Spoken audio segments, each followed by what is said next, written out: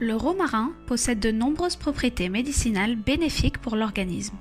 Pour cette raison, de plus en plus de personnes décident de l'intégrer dans leur alimentation habituelle, ainsi que de l'utiliser pour des traitements spécifiques. Dans cette vidéo de Projet Écolo, nous vous parlons des propriétés et avantages du romarin. En outre, nous vous expliquons à quoi sert le romarin et comment le préparer en fonction de l'usage que vous souhaitez lui donner.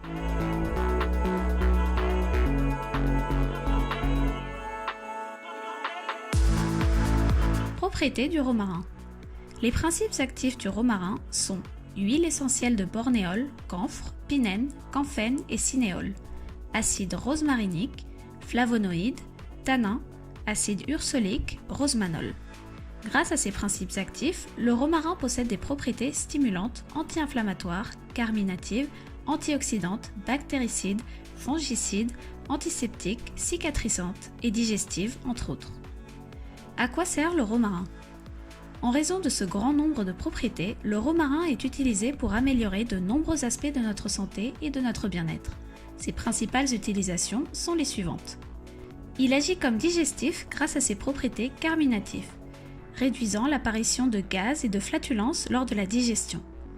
Il aide à réduire la rétention d'eau en agissant comme diurétique. Il est souvent utilisé dans les soins rajeunissants de la peau grâce à ses propriétés antioxydantes. Il aide également à traiter les lésions ou affections cutanées et à garder la peau propre grâce à sa capacité antiseptique, bactéricide, fongicide et cicatrisante. Son effet anti-inflammatoire aide à réduire les douleurs articulaires et les maux de tête, tels que ceux causés par l'arthrite. Il est appliqué pour prévenir la chute de cheveux, car il améliore notre santé capillaire et notre cuir chevelu.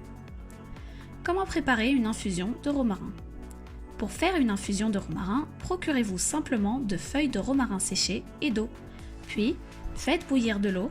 Quand elle bout, ajoutez les feuilles de romarin séchées, laissez bouillir pendant 3 à 5 minutes, éteignez le feu et retirez la casserole en laissant reposer l'infusion quelques minutes de plus. Retirez les feuilles de romarin de l'infusion en filtrant le liquide. Gardez à l'esprit que vous pouvez prendre jusqu'à 3 tasses par jour de cette infusion pendant quelques jours d'affilée. Mais si vous buvez une seule tasse d'infusion par jour ou très occasionnellement, vous pouvez prendre cette infusion plus régulièrement. De même, vous pouvez également faire de l'huile de romarin et l'intégrer à vos plats, comme des salades. Dans la vidéo ci-dessus, nous vous en disons plus sur son utilité et comment faire de l'huile de romarin. Avant de continuer, laissez-nous vous poser une question. Savez-vous quel ingrédient peut remplacer le romarin en cuisine ? A. Le sel. B. Le sucre. Pensez-y, car à la fin de la vidéo, vous pourrez vérifier votre réponse. Comment faire un masque pour les cheveux au romarin ? Vous pouvez utiliser le romarin comme booster dans votre shampoing pour améliorer la santé et l'apparence de vos cheveux. Pour cela, suivez ces étapes. Ajoutez quelques brins de romarin frais ou séchés à votre bouteille de shampoing ordinaire, mais de préférence à un shampoing assez neutre. Laissez macérer les petites branches à l'intérieur. Le romarin libérera ses substances et le shampoing sera imprégné de ses propriétés. Une autre option consiste à ajouter l'infusion de romarin à votre shampoing et à bien agiter la bouteille pour les mélanger. Contre-indications et effets secondaires. La consommation de romarin est généralement assez sûre pour notre santé, mais cette plante présente certaines contre-indications qui doivent être prises en compte. Les femmes enceintes, les femmes qui allaitent et les enfants de moins de 5 ans doivent éviter sa consommation. De même, il ne doit pas être consommé par les personnes hépatiques et celles qui ont un type d'allergie à l'un des principes actifs du romarin. De plus, les effets secondaires possibles du romarin en cas de consommation excessive sont vomissements ou nausées, hypotension chez les personnes souffrant d'hypertension artérielle et prenant des médicaments pour régler ce problème, déséquilibre électrolytique chez les personnes prenant des diurétiques, empoisonnement pour les personnes qui prennent du lithium.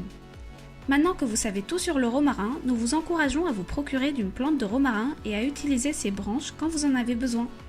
Et pour en revenir à la question que nous vous avons posée, c'était la réponse A. Si vous souhaitez réduire votre consommation de sel, vous pouvez le remplacer par des herbes aromatiques comme le romarin.